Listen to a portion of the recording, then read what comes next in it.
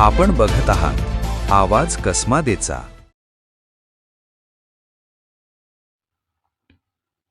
बागलाण तालुक्यातील ठेंगोडा शिवारातील सावकी फाटा इथं शनिवारी दुपारच्या सुमारास वादळी वाऱ्याच्या झोक्यामुळे एक दुर्दैवी घटना घडली। भाऊराव फुला वाघ यांच्या शेतातील घराचं मोठ्या प्रमाणात नुकसान झालं असून त्यांचा संपूर्ण संसार उघड्यावर पडलाय। सुदैवानं घरात कोणीही नसल्यानं जीवितहानी टळली।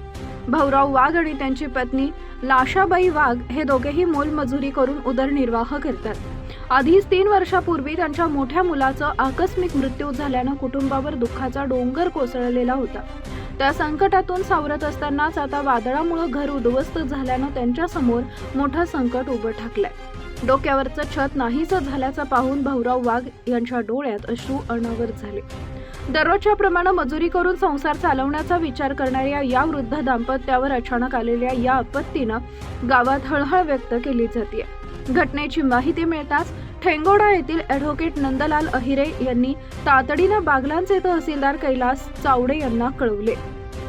तहसीलदारांनी तत्काळ घटनास्थळी भेट देऊन पंचनामा केला आणि शासनाकडून घरकुल मंजूर करून देण्याचं आश्वासन दिले। तसेच अन्नधान्याचं नुकसान लक्षात घेऊन त्यांनी रेशन दुकानदार प्रदीप शेवाळे यांना संपर्क साधून वृद्ध दाम्पत्याला तातडीनं धान्य उपलब्ध करून देण्याच्या सूचना दिल्या। दरम्यान स्थानिक नागरिकांनीही प्रशासनाकडे या कुटुंबाला लवकरात लवकर आर्थिक मदत देण्याची मागणी केली आहे।